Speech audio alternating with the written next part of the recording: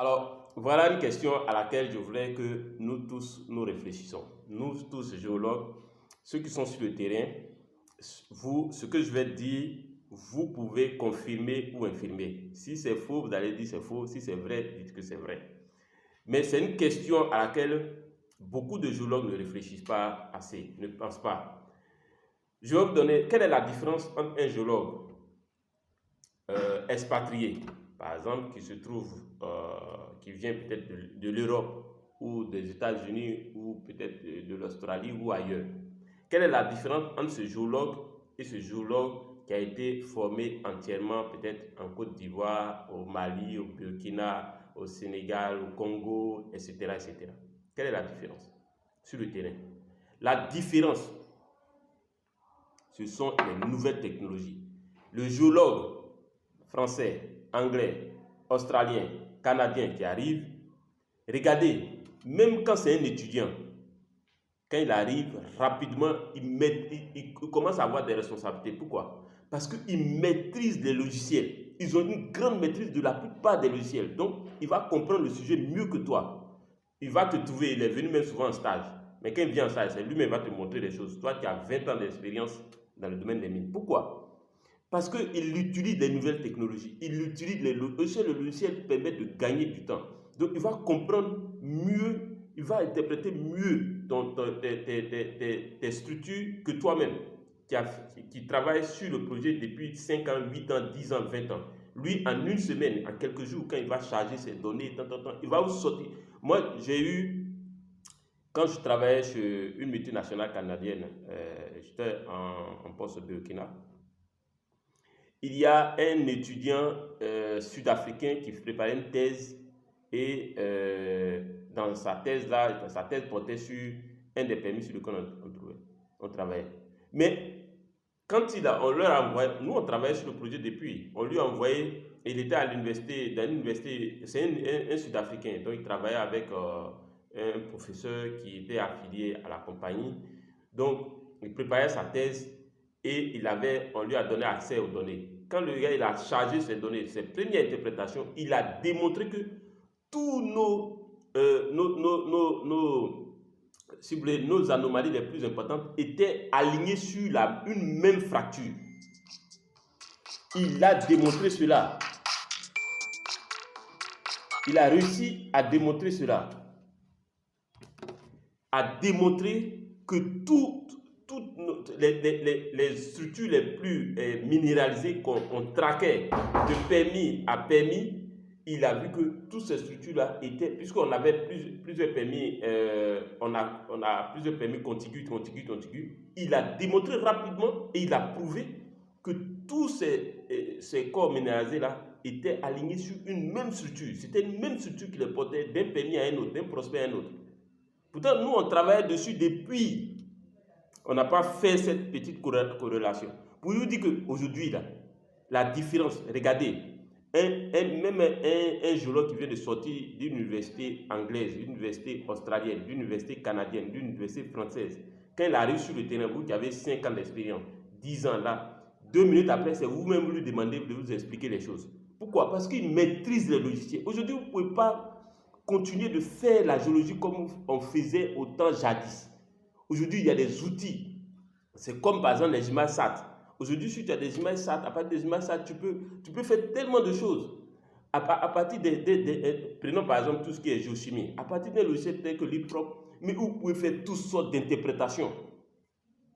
Donc le gars, vous partez, vous lui donnez les données simplement, il passe ça dans le logiciel, il a une interprétation affinée. Et c'est ça la science. Mettez-vous à jour, maîtrisez les logiciels. Maîtrisez les logiciels. Sinon, la géologie du point de vue théorique, la roche est comme ça, ceci, la théorie pour l'or et autres. Tout le monde connaît le système de mise en place de l'or. Mais pour ressortir ça efficacement, rapidement, aujourd'hui, il y a des logiciels qui sont créés. C'est comme les sections. Avant, on faisait les sections à la main. Aujourd'hui, là, vous rentrez vos données en 2-3 boutons. Vous avez toutes vos sections. Vous pouvez les interpréter tout de suite. Vous gagnez en temps. Donc, mettez-vous à jour les logiciels. La différence entre, regardez ce que je suis en train de dire là. Si vous travaillez dans une compagnie aujourd'hui minière, regardez vous-même et le petit européen, enfin le jeune européen pour ne pas faire dire des choses. le géologue européen qui est là, regardez sa manière de travailler. C'est les outils, les logiciels qu'il utilise. Et puis, ces formations-là, il les paye souvent lui-même. Il paye même ses outils lui-même, il paye ses formations lui-même. Et du coup, on est étonné que le gars, quand il arrive, quelques instants après, il devient le responsable du projet, il monte en puissance. On dit non, que comme c'est un plan, comme c'est un plan. Non, ce n'est pas une affaire de comme c'est un plan, comme c'est. Il est bon, il est bon. Si vous êtes bon, ils vont vous faire monter. Si vous n'êtes pas bon, il n'y a personne qui va vous faire monter. Les gens veulent gagner en temps. Alors, j'espère que vous allez commencer à vous mettre d'abord sur les logiciels de base, si vous ne les maîtrisez pas. Premier logiciel de base, c'est QGIS. Il est gratuit. Aujourd'hui, il a toutes les extensions nécessaires pour faire des données, traiter des données de fourrage et autres. Faire des cartes thématiques, faire tout ce que vous voulez. Que ce soit dans le domaine de l'hydro, dans le domaine des mines, vous pouvez, même dans le domaine de l'environnement, vous pouvez faire pratiquement tout avec ces logiciels. QGIS, vous pouvez le faire. Et lui-même, il est gratuit. Donc, du coup, la plupart des compagnies migrent, vont commencer à migrer. Moi, je connais mon ancien patron, c'est un Français. La compagnie qui dirige aujourd'hui, là, lui-même, là, avant de partir, il a commencé à basculer sur ça. La compagnie, c'est ce qu'ils utilisent. Ça permet de sauver une bonne partie de leur budget. Donc, ils vont peut-être payer des logiciels quand ils vont monter en puissance, c'est-à-dire quand ils commencent à découvrir vraiment des choses. Ensuite, iGIS couplé Target, parce que la iGIS seul-là, il ne traite pas les données de forage. Donc, vous devez l'associer à Target, ou bien vous devez connaître Geosoft même complètement, parce que cette partie-là, le Target, c'est une partie de Geosoft. Ensuite, MapInfo. Vous devez couper MapInfo au Discover, parce que le Discover vous permettra de faire tout ce qui est données de forage. Vous pouvez traiter des données de forage, faire plein de choses. Même Geosoft vous permet de faire de la géostatistique. Ensuite, si vous voulez monter en puissance, vous allez sur Macromine. Macromine vous permet de l'utiliser en exploitation comme en exploration. Il y a tout ce qui est outil d'exploration et tout ce qui est outil d'exploitation, notamment l'estimation et tout. Ensuite, vous avez par exemple CEPAC. Donc, si vous connaissez ces logiciels, et puis LeapFrog, vous devez connaître ce logiciel-là. Il est trop puissant pour ne pas comme quand vos analyses géochimiques, quand vous envoyez les multi-éléments, quand vous les passez dans LeapFrog, ça vous donne des informations extraordinaires. Vous devez connaître les EDAS, les Envy, parce que Envy et autres, vous allez les utiliser pour traiter vos images SAT, pour faire sortir vos structures. Donc, vous ne pouvez pas faire la géologie comme au temps jadis et puis venir dire non, comme c'est un plan, non, c'est pas ça. Hein. Regardez le même, on dit comme c'est un plan là. Lui regarde comment il travaille, comme nos collègues, en tout cas, moi, j'ai eu des collègues français, des collègues anglais, des collègues allemands même.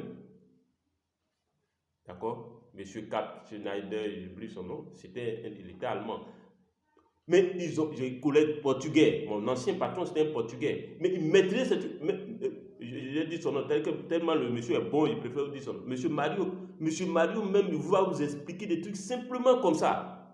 Parce qu'il est bon techniquement, il est bon théoriquement et il connaît ces logiciels-là. Et puis il vous explique facilement.